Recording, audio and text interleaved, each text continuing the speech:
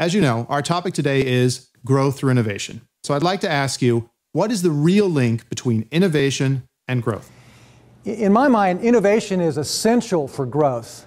Organizations need to innovate because the old ways of doing business really just aren't cutting it anymore. Customer needs are changing all the time. New competitors crop up out of nowhere. Products, for example, mobile phones just become commodities almost in the blink of an eye. And the problem is that organizations don't innovate. They can't. People in organizations innovate. And so organizations need people to be bold, to think big, to assault their assumptions, to come up with more ideas. You know, IBM just came out with a survey of 1,500 global CEOs. And they asked these top bosses at these big companies, what's the one quality you seek above all others in your people today?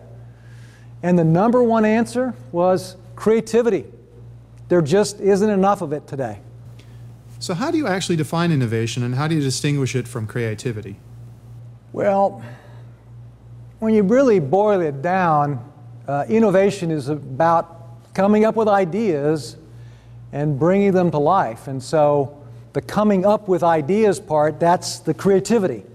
And the bringing them to life, that's the execution part. That's where you have to find the resources, you have to build the buy-in for the idea, you have to overcome the obstacles.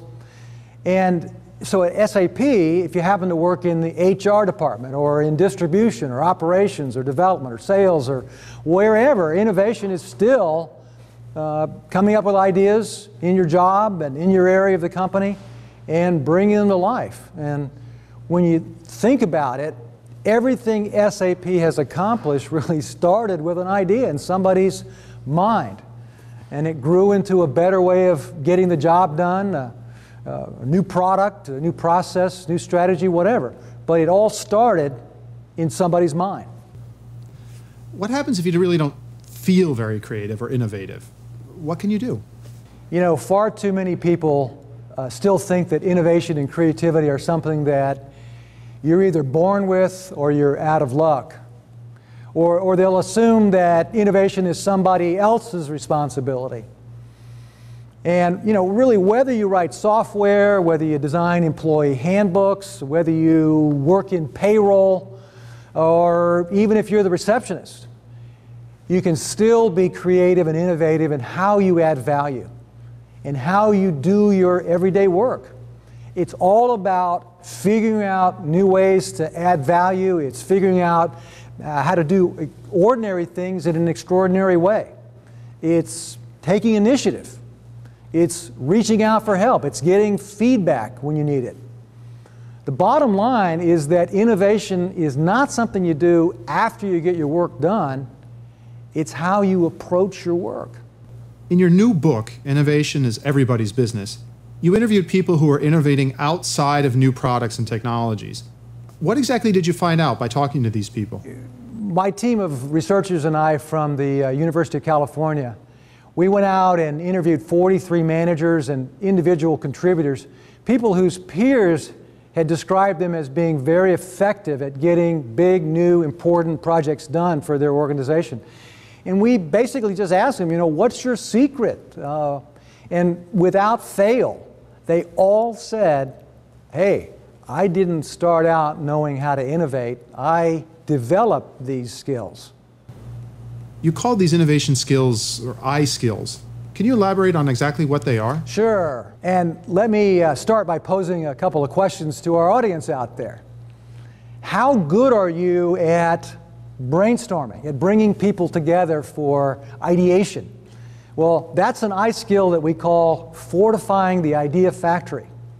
Or how good are you at tracking the trends in your area and then connecting the dots and discovering opportunities in those trends? That's an important I skill we call thinking ahead of the curve. Can you create a level of deep trust for truly breakthrough collaboration? Wow, that's an I skill also that's very, very important here. Do you have a passion for your customer, whether that's an internal customer or an actual end user? Because that's yet another of these I skills. And finally, one I'll mention, can you build support for your ideas and convince other people to go along with them? That's a critical I skill, and we call it building the buy-in. What are the real benefits if we develop our innovation skills? For the individual employee, you're going to learn to create your own job satisfaction, basically. It's actually more fun to come to work when you're involved in an innovation project like that. Everybody wants you to be on their team. You develop a reputation as a person who gets results, who gets things done. You become indispensable. Thank you very much, Robert.